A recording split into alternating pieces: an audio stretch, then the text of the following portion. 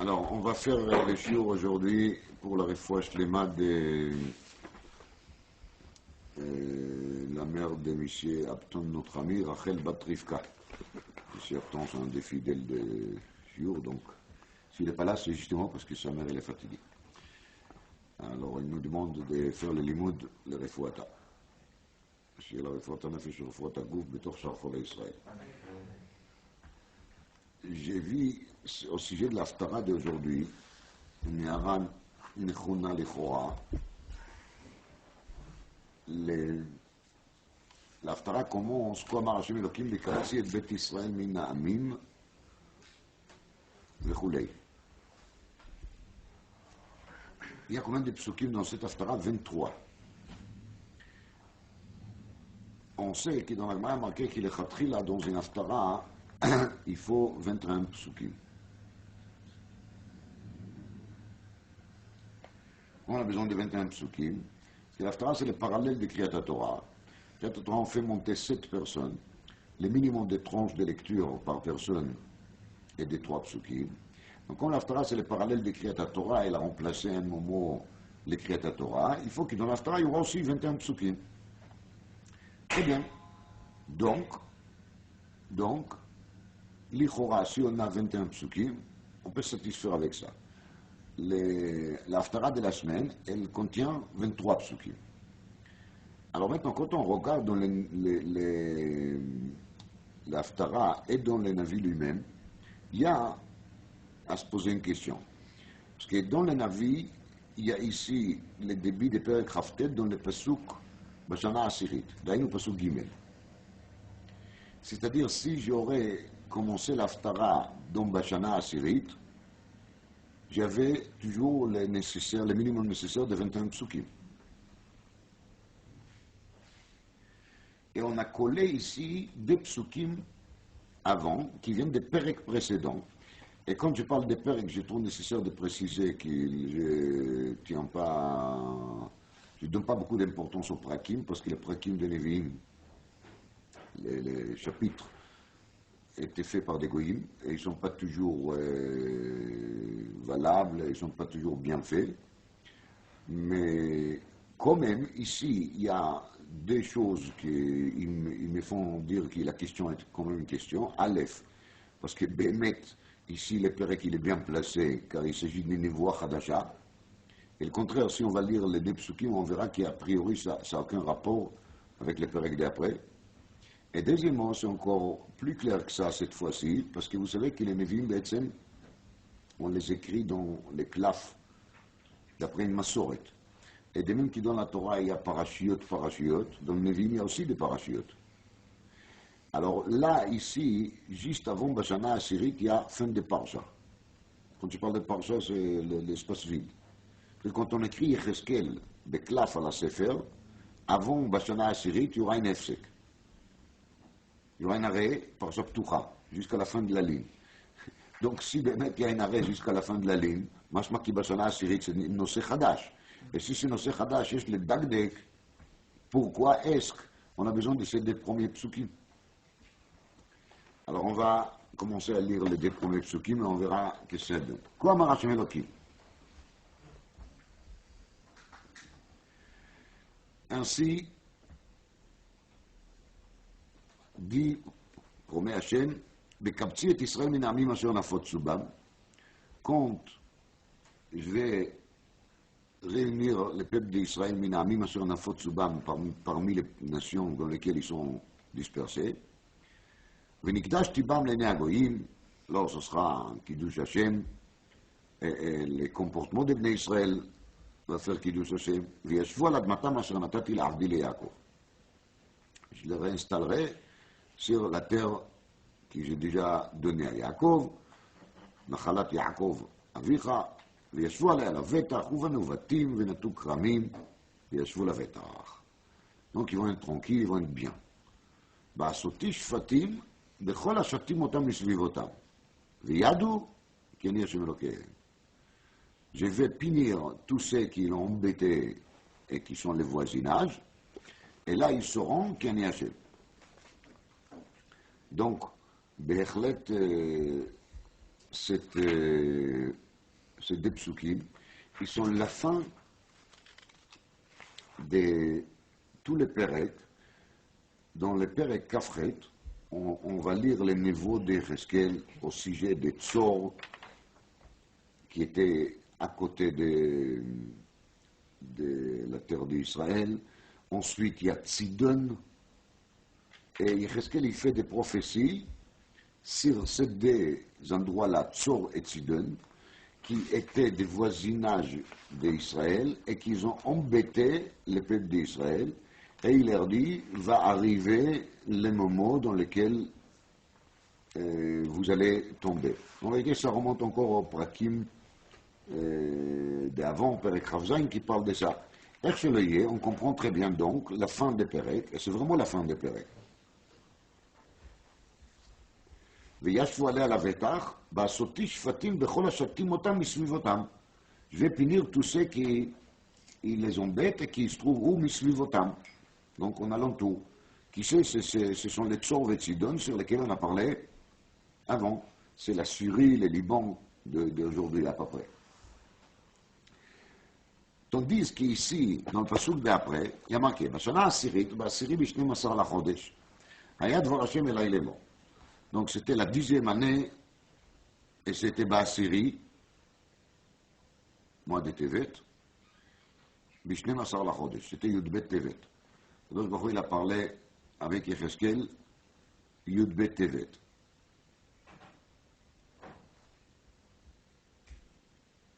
מה זה עשירית ici? C'est d'après le Radak la 10e année de la royauté de Tzidkiyahu. Ça c'est עשירית.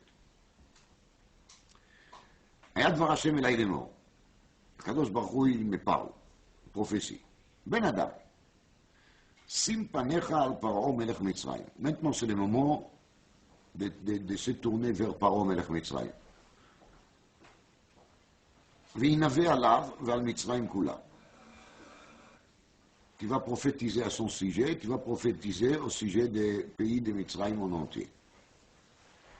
דבר ואמרת, כה אמר השם אלוקים, ainsi dit Hachem, Hineni alecha paro melech Mitzrayim. J'y vais maintenant sur toi, je vais contre toi. Je te parle. Toi, tu es paro melech Mitzrayim, atanim agadol arovetz betoch yehorav. Atanim agadol arovetz betoch yehorav, c'est, on va dire, les grands poissons, les grands crocodiles. Le Radak, il dit les grands poissons. Atanim agadol, c'est les grands poissons. Toi, Paro, je te compare au quoi? Aux grands poissons. Asher Amar, Arovetz betoch yehorav, pardon, qu'il est bien allongé, bien placé où? Dans les Yehor, dans les nuls. Asher Amar, li Yehori vani asitini. Donc, li Yehori vani asitini, c'est comme Rashi l'explique déjà sur le Chumash, que les Égyptiens, les pharaons, ils étaient très fiers de leur chance extraordinaire, ils n'ont pas besoin de la pluie. Pourquoi ils n'ont pas besoin de la pluie? Parce qu'il y a les nuls qui les olaient ou masqués. Ils peuvent arroser grâce à la présence quotidienne de cette nulle. Et à la place de remercier Hachem qui les a donné ce cadeau, toi, Paro Atanim Agadol, tu rovetz betoch Yeor, betoch Yehorav, et tu dis, li Yehori, le Yehor est acquis à moi, vani asitini, c'est moi le créateur. Alors, venatati chachim bilechayecha. Venatati chachim bilechayecha,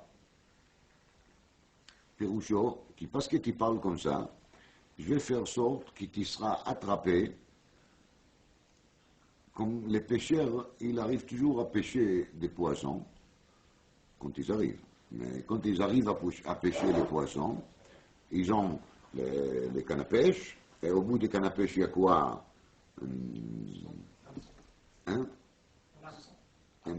L'hameçon, c'est quoi? C'est le crochet. Et l'hameçon, il s'attrape, en général, dans la bouche des poissons. Pourquoi? Parce qu'il mange, il essaie de manger ça qu'on lui a mis là-dessus. L'hameçon, il va lui trouer les joues, la bouche, et grâce à ça, on peut lui tirer. Donc, dit à Kadosh Baruch Hu, à cette grande tanime, à cette grand poisson, Venatati chachim belechayecha. Tu seras attrapé, chassé, comme les plus petits parmi les poissons, il est chassé. Parce que quand on a besoin de chasser une baleine, par exemple, on a besoin de d'autres méthodes. On ne peut pas le faire avec un canne à pêche, comme Ouvan. Mais Akadosh Baruch Hu, il rabaisse Paro en lui disant on va te attraper comme on attrape un poisson vraiment simple, catégorie de tous les jours. Vidbakti de gat yeorecha bekaskesotecha. En même temps, le gat yeorecha, elle va être collée à kaskesotecha. מסביר הרד"ק, que les kaskesotecha, כמובן, ce sont les écailles. Il va se trouver que ce grand poisson, et le symbole du grand poisson c'est Paro, quand il sera attrapé, c'est pas seulement lui qui sera chassé et attrapé, c'est aussi tous les petits poissons qui se trouvent dans les nuls, qui vont se trouver en même temps collés au coin, collés à ses écailles. Et mais quand on va monter les grands poissons, tous les petits qui sont collés aux écailles, ils vont monter aussi en même temps. Vidbakti de gati orecha bekaskesotecha, ve'aliticha mitoch yorecha. Et donc, tu vas être monté par les cannes à pêche imaginatifs, comme on va créer, c'est pas une canne à pêche réelle, en tout cas, on va te monter. Et quand tu seras monté, ve'tkol de gati orecha bekaskesotecha tidbak. Et tous les poissons qui se collaient au quoi à tes écailles, ils vont rester collés là-dessus, ils vont monter avec toi en même temps. Parce que l'Ichora, ce petit poisson qui s'est approché au grand, au moins quand il voit que le grand il a été attrapé, il était censé de faire quoi? De se sauver. Mais ils vont rester collés aux écailles. Suite, on est ashticha midbara, au travers de kol de gati orecha. Donc c'est toujours le langage imaginatif. Évidemment, c'est un poisson qu'on enlève de l'eau et on lui met où? On l'installe où? Au plein désert. Il n'y a pas une plus grande contradiction entre les poissons et les déserts. Donc, les navires menacent par Mitzrayim de pas seulement être à l'extérieur de l'eau, dans cette lie Ori Vani à Sitini, il va se trouver dans l'endroit opposé, où il n'aura pas du tout de conditionnement pour continuer à résister, à vivre. Où ça? À Midbar. Otra, et kol de gati orecha. Toi et tous les petits poissons collés à tes écailles. Al pnei hasadeh tipol.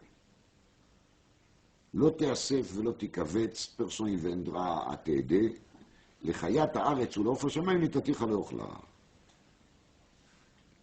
לחיית הארץ ולעוף השמיים, ça veut dire, ils vont venir tous les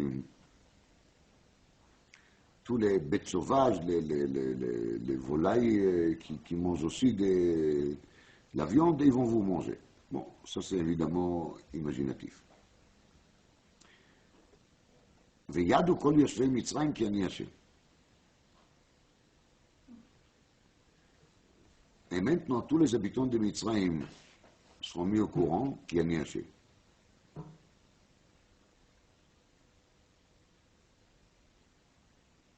Yann et Yotam Mish'enet Kaneh Levet Israël. C'est le passage qu'il demande une explication. Yann, car, et Yotam Mish'enet Kaneh Levet Israël. Car les Égyptiens, ils étaient quoi? Mish'enet Kaneh Levet Israël. Ils étaient censés d'être comme un canne sur lequel les Israël vont s'appuyer. Alors c'est pour ça qu'il maintenant va les arriver ça. בתופסם בך, בכף תירוץ, תירוץ c'est מלשון רצוץ, quand tu seras attrapé justement par les chachim, par l'hameçon par l'hameçon qu'il attrape les joues des poissons, bakaf, dans la main des pêcheurs, terotz, tu seras cassé. Ou vakat alaim kol katef. Et donc, c'est qui, sont qui, tous ceux qui s'appuient sur toi, ils vont tomber et leurs épaules, ils ne seront plus là. L'épaule, c'est toujours le symbole de quelque chose sur lequel on peut s'appuyer. Je mets la tête sur l'épaule de quelqu'un. Il a des épaules. C'est une façon de parler. Donc là aussi, c'est la même chose. Ou vakat alaim kol katef. Ils ont pensé qu'ils ont des épaules, mais il n'y a pas des épaules. Ou veishana malecha, tishaver. Et quand ils vont s'appuyer sur toi, c'est toi que tu vas te casser. Ve'amadet alaim kol motnaim. Donc c'est là qu'ils vont plus pouvoir s'appuyer sur qui? Sur quelqu'un d'autre. C'est à eux d'être omed, donc leur motnaim, leur on va dire, résistance, ne dépendra plus de qui qu'il soit. C'est terminé. Alors de quoi on parle ici dans cette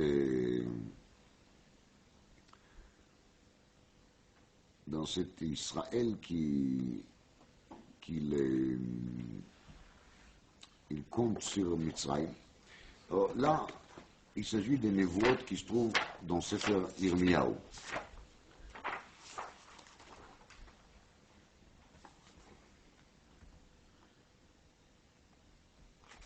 Dans Sefer Yirmiyahu, justement, on parle d'un moment dans lequel il y a les Babyloniens qui sont autour de Jérusalem, ils siègent Jérusalem. Et c'est marqué dans Perek Lamed-Zayin du Sefer Yirmiyahu, Vaishlach Amelech Tzidkiyahu El Yirmiyahu Alavi Leimor, Itpalelna Ba'adeinu El Hashem Elokeinu.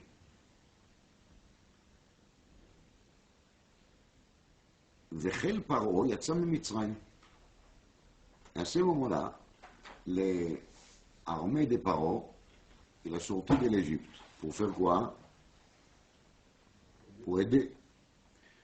וישמעו הכסדים הצרים על ירושלים את שמעם, ויעלו מעל ירושלים. Quand les Babyloniens qui siègent la ville, ils ont entendu que les Égyptiens arrivent, alors ils se sauvaient. C'est génial, non? C'est très beau. Vaïd va Hashem el Yirmiyahu Hanavi Leimor, et voici, c'est là qu'Akadosh Baruch Hu il a parlé avec Yirmiyahu et lui dit, Ko amar Hashem Elokei Israël, Ko tombu el melech Yehuda sholeach etchem elai ledor sheini, Hinei חיל פרעה היוצא לכם לעזרה שב לארצו מצרים. Sachez qui cette armée de Paro qu'il est sorti vers chez vous, ils vont retourner où? En Égypte. Veshavu hakasdim. Et c'est qui va revenir? Ce sont qui vont revenir? Les Babyloniens. ונלחמו על העיר הזאת, ולכדוה ושרפוה באש. Et les Babyloniens, ils vont revenir et ils vont se combattre contre la ville et ils vont la brûler. כה אמר השם, אל תסיעו בנפשכם, נפשותיכם לאמור, הלוך ילכו מעלינו הכסדים, כי אם לא ילכו, ils ne vont pas s'en aller. Donc là, c'était la première fois que les Israéliens ont compté sur qui? Sur les Égyptiens. Il semblait que leur alliance avec les Égyptiens était intéressante parce que voilà la preuve. Dès que les Kasdim ils ont entendu qu'il vient, il s'est sauvé. Mais après, malheureusement, la prophétie d'Yirmiyahu, elle s'est bien réalisée. Donc c'était un espoir non justifié, on va dire.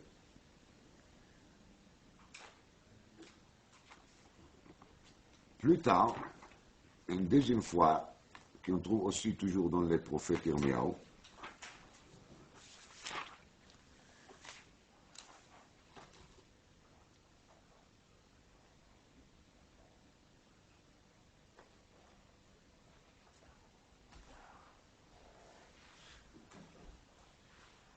là, on est déjà après la mort de Guédalia. Ça veut dire on est après la destruction des temples. Il y a marqué comme ça. Vayelchu vayeshu begerut lalechet lavo Mitzrayim. Donc ils se préparaient tous de quitter Eretz Israël et de faire quoi? D'aller au Mitzrayim. Et là, Yirmiyahu leur dit, c'est dans Perek Membet, au nom de Hachem. Im sov teishvu בארץ הזאת, ובניתי אתכם ולא ארוס, ונתתי אתכם ולא אתוש. כי ניחמתי על הרע אשר עשיתי לכם. Hachem leur dit, si vous allez rester en Eretz Israël, je vais vous aider de reconstruire. אל תראו מפני מלך בבל אשר אתם יראים מפניו. אל תראו ממנו נאום השם, כי איתכם אני להושיע אתכם ולהציל אתכם מידו. Donc Yirmiyahu, il fait une promesse au nom de Hachem, il n'y a rien à craindre de qui? De Melech Bavel, je suis là, je vais vous sauver de lui.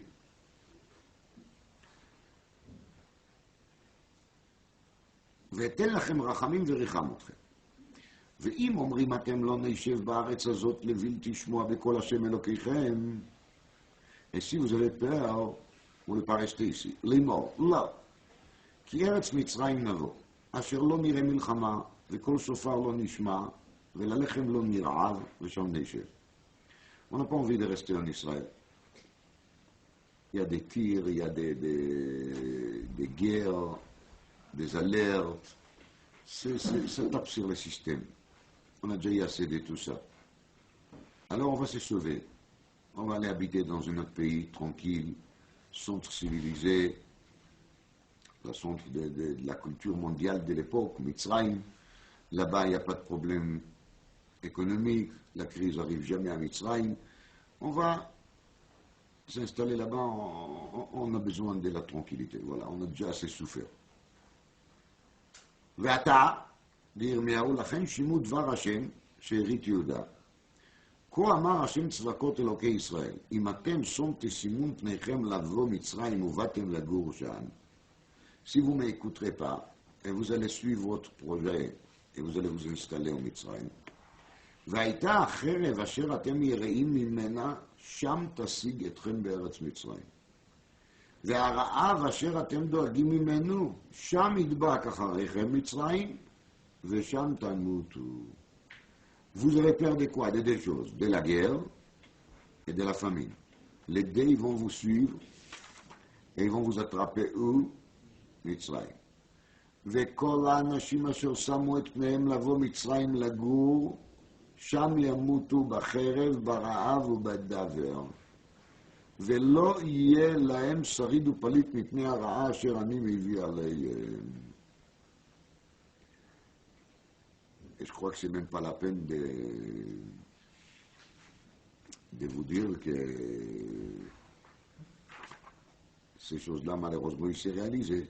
Qu'est-ce qui s'est passé après? Nebuchadnezzar, le même roi qui l'a détruit Eretz Israël, il est allé Mitzrayim, il a lancé la guerre contre Mitzrayim, et c'était lui, le Shaliach Hashem, qui a réalisé les choses qui ont lu dans l'Haftarah d'aujourd'hui, dans Yecheskel, qu'il est Tamin Agadol, et il a été enlevé. Dans le Midrash, dans Eicha Rabati, il y a un Midrash très intéressant qui explique pourquoi, Bémet, les Kasdim sont revenus sur Yerushalayim. Le Midrash, il raconte là-bas, que quand Bnei Israël s'est trouvé dans ce siège, et les Mitzrayim ils sont venus, c'était parce qu'il y avait un accord entre les deux pays. Il y avait une alliance, un acte signé. Les Mitzrayim, ils ont commencé à prendre la route. Qu'est-ce qu'il a fait à Kadosh Baruch Hu? Il les a sortis sur un fleuve, sur la route, les squelettes de tous les Mitzrayim qui étaient noyés à la mer Rouge. Donc chaque Égyptien, il voit à côté de lui les corps ou les squelettes des anciens Égyptiens tués dans cet accrochage, on va dire, entre Israël et l'Égypte. Alors dès qu'ils ont vu ça, ils ont tout de suite dit, c'est pour ces gens-là qu'on va faire l'effort maintenant d'aller se combattre contre Nebuchadnezzar, moi putain. Et ils ont tué nos ancêtres. Miyad, c'est marqué qu'ils ont fait un demi-tour, ils ont retourné. Bien, dans les passouk, on ne trouve rien du tout comme information. On n'a aucune donnée qui va nous expliquer justement ce changement de programme égyptien. Il y a marqué juste qu'ils Yatsu la lechet, ça veut dire qu'ils ont pris la route. Et après, on ne nous dit pas ce qui s'est passé. Et c'est Chazal qui nous découvre dans le Midrash, dans Eichar Abati Parsa Dalet, que c'est ça qui s'est passé. Donc c'est pour ça qu'ils ont retourné. Autrement dit, Akadosh Baruch Hu, il a fait une messe pour justement que les Égyptiens ne vont pas venir à l'aide de Bnei Israël.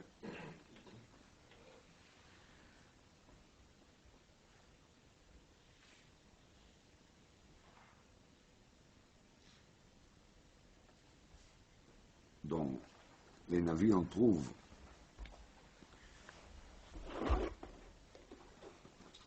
cette fois-ci, j'ai donné Sha'ya. Perek Yutet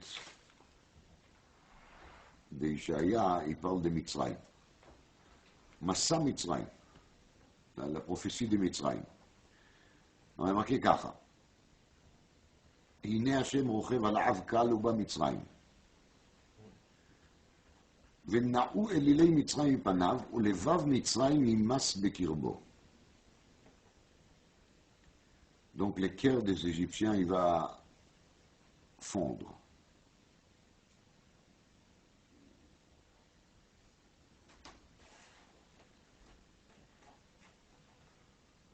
וסכסכתי מצרים במצרים, ונלחמו איש באחיו ואיש ברעהו, עיר בעיר, ממלכה בממלכה.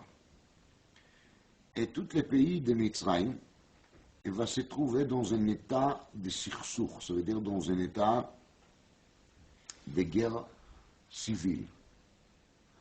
Il y aura une situation dans laquelle Nilchamo Ish Be'achiv, ils vont se battre un homme contre son frère, Ish Be'reu, un homme contre son ami, Ir Be'ir, Mamlacha Be'Mamlacha, une ville contre l'autre et une région contre l'autre. Les pays entiers de Mitzrayim vont se trouver comment? Dans un état de guerre civile. Évidemment, ça va faciliter énormément la tâche pour l'ennemi qui Hachem, il a l'intention d'envoyer contre eux. Alors, dans Mitzrayim, de l'époque, il y avait une assemblée des tribus, comme c'était dans plusieurs pays du monde ancien, il y avait une assemblée des tribus qui se trouvait tout le temps dans un état de dispute sur les pouvoirs. Alors il y avait justement le pouvoir central qui était le pouvoir des Paro, mais tous les autres tribus de Mitzrayim, Kush, Shva, Poutim, Louvim, sont détaillés dans les Nevi'im de temps en temps, ils étaient tout le temps en état de tension et de désaccord total.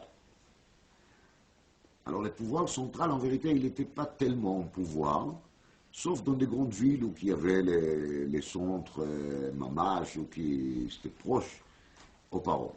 Mais sur le reste des pays, il n'avait pas tellement de pouvoir. Et tout celui qui veut, il peut lire là-dessus dans des livres qui parlent de l'historique de l'ancienne Égypte.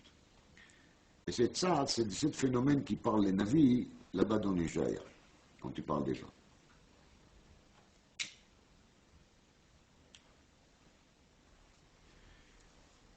Alors, contre les navis ici, à ce point-là, j'ai vu amener un nom d'un rave qui n'est pas très connu, mais il a un koach à Pérouche, Rabbi Tsim Tzizling, il s'appelait. C'est un chacham qu'il a vécu il y a à peu près une centaine d'années. Il a vécu en Lituanie et ensuite il s'est installé à Yerushalayim. Alors il dit comme ça, le fait qu'on compare ici Paro à un poisson, et les petits poissons sur lesquels on parle ici, les Dgat Yorecha, les petits poissons sont tous les tribus. Tous les tribus égyptiens qui sont normalement dans quel état? Dans un état de désaccords entre eux, des disputes quotidiennes. Et il se trouve qu'ils maintenant, quand ils vont sentir les menaces de qui? De Nebuchadnezzar Melech Bavel qui va venir à combattre les Égyptiens, comme c'est marqué à la fin de l'Haftara. הנני נותן לנבוכדנצר מלך בבל את ארץ מצרים, ונשא המונה ושלל שללה ובזז ביזה, והייתה שכר לחילו. פעולתו אשר עבד בה נתתי לו את ארץ מצרים. אשר עשו לי נאום השם אלוהים. Donc, la peur d'ici, la crainte à eux, je veux dire, la crainte des Égyptiens, c'est devant qui? Devant Nebuchadnezzar Melech Bavel. Nous, alors Nebuchadnezzar Melech Bavel, il va s'approcher. Tous les petites tribus qui normalement, ils sont tout le temps en état de guerre entre eux, et ils luttent tous contre qui? Contre l'autorité principale des pouvoirs des Paro. Cette fois-ci, ils vont comprendre qu'ils n'ont pas le choix. Qu'est-ce qu'ils sont censés faire? Ils sont censés de se réunir et de se coller à qui? Au Paro. Maintenant, l'image des poissons ici, elle est très beau. Parce que normalement, dans les cas des poissons, on sait qu'ils sont très méchants. Agadol bolé aitakata. Ce sont les grands poissons qui avalent toujours les petits. Dans le monde poissonnier, il n'y a pas de sentiment. Et Rabbi Tzidling dit là-dessus une idée très intéressante. Les poissons, ils sont très différents que les autres êtres vivants, et par plus forte raison des êtres humains. C'est que quand on réfléchit, ils se trouvent dans l'eau, leur corps, il ne contient pas des bras, des pieds, ils sont tout le temps humides. Ça veut dire qu'il n'y a pas chez eux même la possibilité d'une approche physique quelconque. Est-ce qu'un poisson il peut serrer la main à un autre? Bien sûr que non. Parce qu'il n'a pas des bras, il n'a pas des mains, il n'a pas des moyens de s'approcher à l'autre physiquement. Ça, c'est pas pour rien, ça fait partie de la mentalité, de la nature profonde des poissons. La crioute, le froid qui amène la cruauté. C'est un qui amène l'autre. Parce que le poisson, il est dans le froid, il a un corps qui est composé comme ça, qui est construit comme ça par Akadosh Baruch Hu, un corps qui évite toute possibilité d'une approche physique quelconque. Et la seule approche physique qu'un poisson il peut avoir à l'autre, c'est quoi? D'ouvrir la bouche et de lui avaler, voilà. Ça, c'est la plus grande intimité sur laquelle on peut parler entre poissons.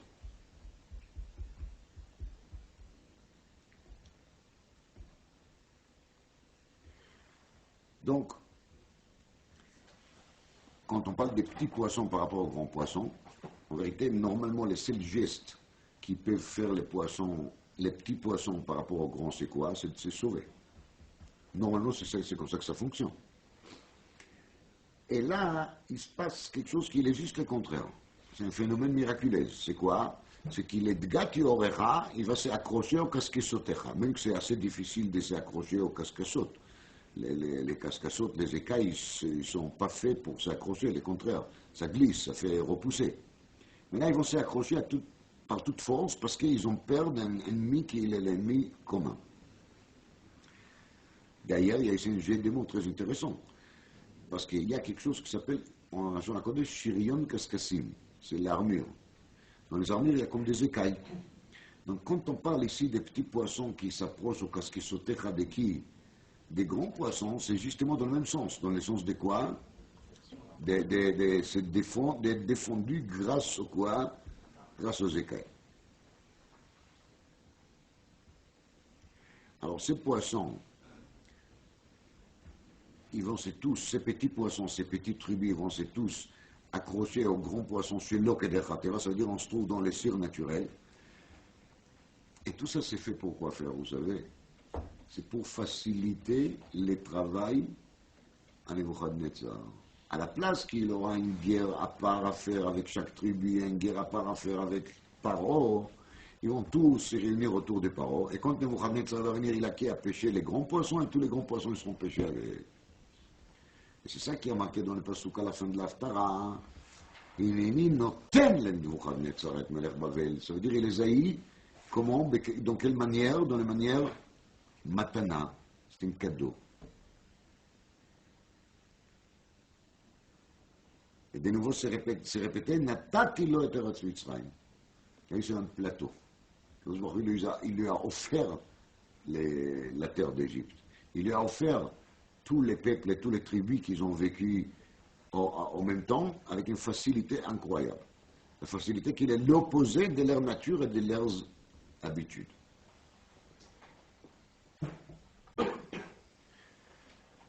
Pourquoi Bémet Akadosh Baruch Hu il a fait tout ça? C'est marqué mefouras dans le Pasuk. Pasuk Chet. Veyadu kol Yosve Mitzrayim, ki ani Hashem, ya'an yotam mishenet kaneh le Beit Israël. La raison pour laquelle Akadosh Baruch Hu il a tellement facilité le travail à Nebuchadnezzar Melech Bavel, c'est parce que justement, il y avait 2 fois que le peuple d'Israël il a pris l'option politique de compter sur qui? Sur les Égyptiens. Une fois c'était encore avant les Chouban, comme on a vu dans Irmia au Perek Lamed Zayin, et une fois c'était après les Chouban, comme on a vu dans le Perek Membet. Et ce phénomène, que le peuple d'Israël il s'est trompé et il a pensé que c'est avec qui qu'il faut créer une alliance. C'est avec les Égyptiens qu'il faut créer une alliance. Et l'Inyameinu, ça ne change rien du tout si l'alliance créée, elle est avec les États-Unis, ou avec la France, ou avec les Allemands. Une idée incroyable des gens qui ne s'est pas gêné de tuer des millions et des millions de personnes parmi les peuples juifs. Ils osent envoyer un représentant qui va contrôler la situation quand le peuple d'Israël est dans un état de guerre. C'est eux qui vont voir comment est-ce qu'on va arriver à obtenir une pause humanitaire. Voilà. C'est eux qui vont s'occuper de l'humanité. Heureusement qu'ils n'amènent pas avec eux les camps de concentration en même temps.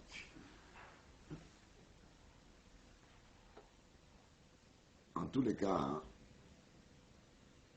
quand le peuple d'Israël se trompe, il a une erreur tellement fondamentale qu'il pense qu'il peut compter sur des alliances politiques quelconques,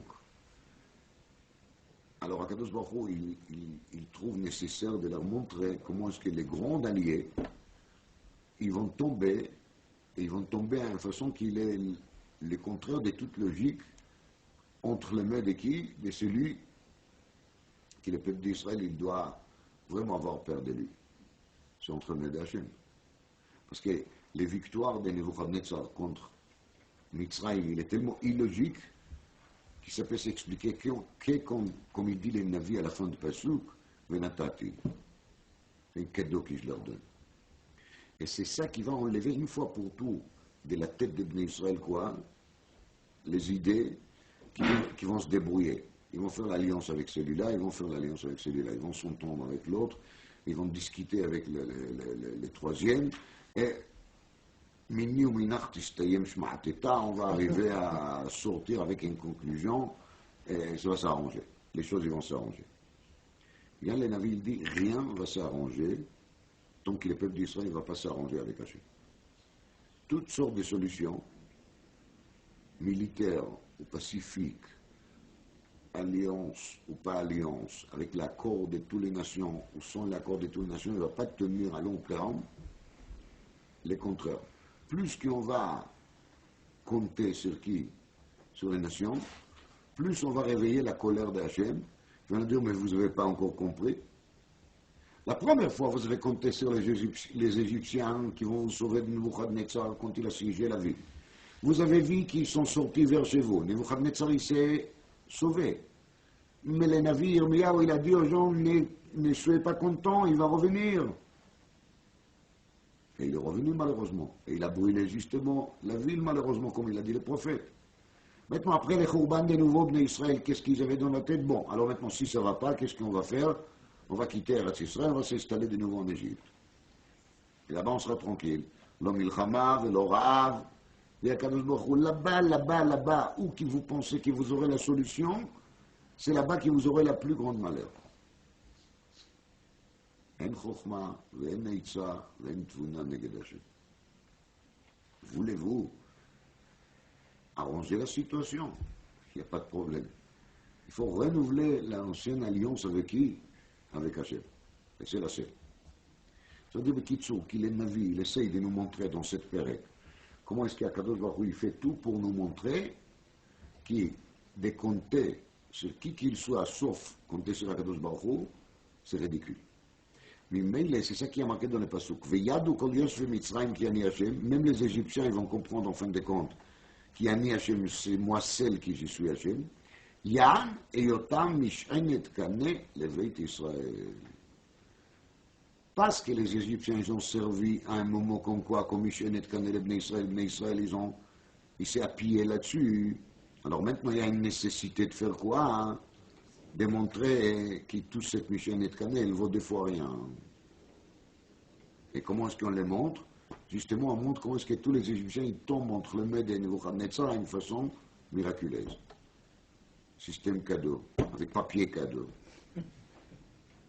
Maximum de facilité possible. Maintenant, si on reprend le débit, les deux psukim qui on n'a pas très bien compris pourquoi ils sont là. Comme Hashem Elohim.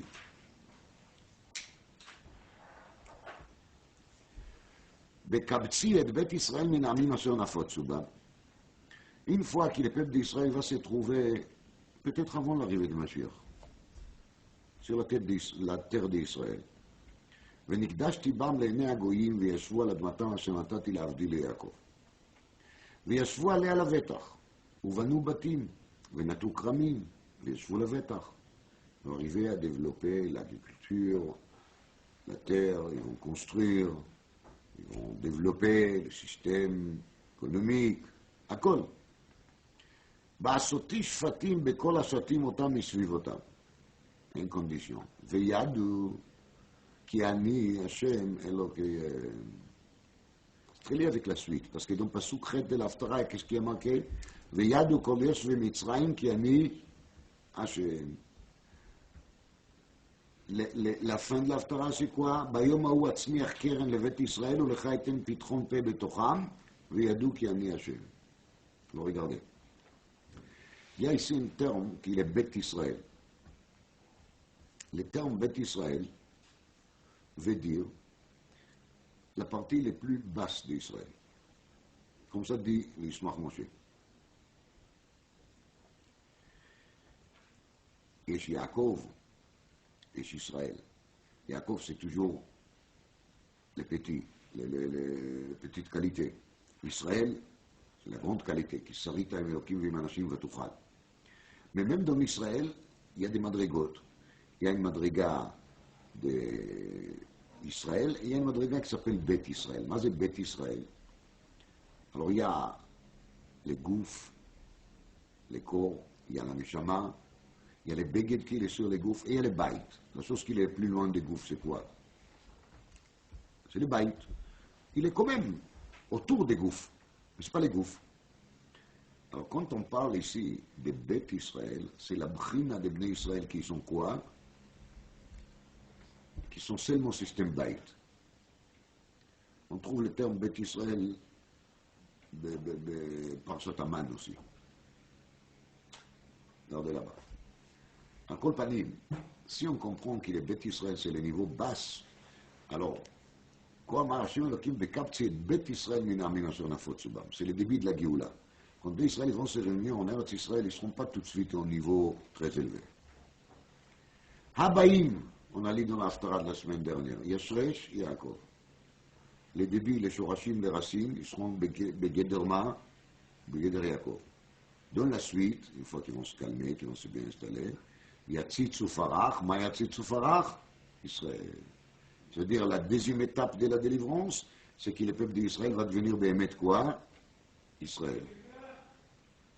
Là, c'est la même chose. Bayom Haou Atzmiach Keren Levet Israël. Cette bête Israël qui était au niveau bas, ils vont avoir Keren. Le niveau de Keren, c'est les cornes, mais c'est toujours la Chashivut. Oui, qui karan au Pnei Moshe. C'est-à-dire qu'ils vont petit à petit monter de là, à condition où les Chaïtem puissent tromper de Tocham. Quand le peuple d'Israël il comprend qu'il faut qu'ils vont se trouver autour des navires, autour des prophètes, et ils vont lui laisser à ouvrir la bouche et à les enseigner, ils vont accepter qu'ils ont besoin d'amélioration.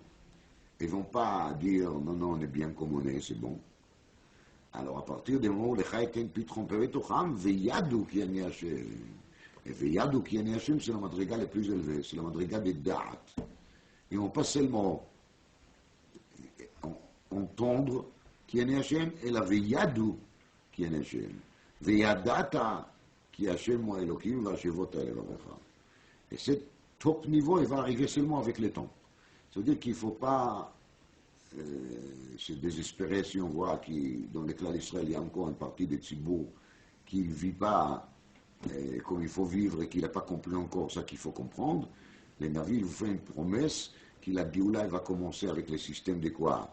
De Beth Israël, et elle va se terminer avec quoi? Veyadou, qui est Ani Hashem. Et surtout, le Ani Hashem, c'est un lien supérieur avec la paracha de la semaine, sauf Paro, etc. C'est qu'au début de la paracha de Vaïra, il y a marqué Ushmi Hashem lo nuda'ati lahem. Vayomer elav ani Hashem. Et comme Rashi l'explique, lo nikarti lahem bemida amitit sheli. Et la tite là-bas, bimot Mashiach, on va trouver la même chose. Veyadou qui a mis Hashem. Et cette fois-ci, c'est pas seulement à Moshe qui Kadosh Baruch Hu va s'adresser, il va s'adresser à qui? À tous les clans d'Israël.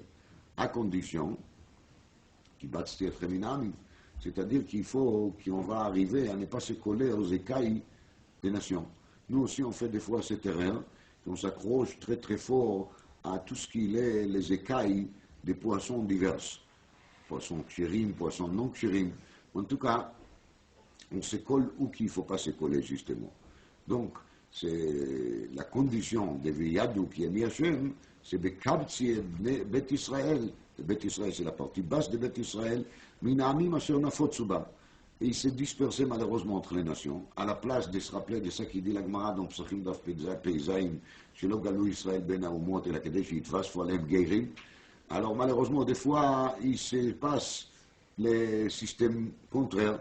Donc, on a la promesse qu'Akadosh Baruch Hu va nous réunir Marba Kanfot Haaretz, mais à ce moment-là, ce n'est pas encore la fin, ce n'est pas parce qu'on est installé en Eretz Israël que ça y est, c'est bon.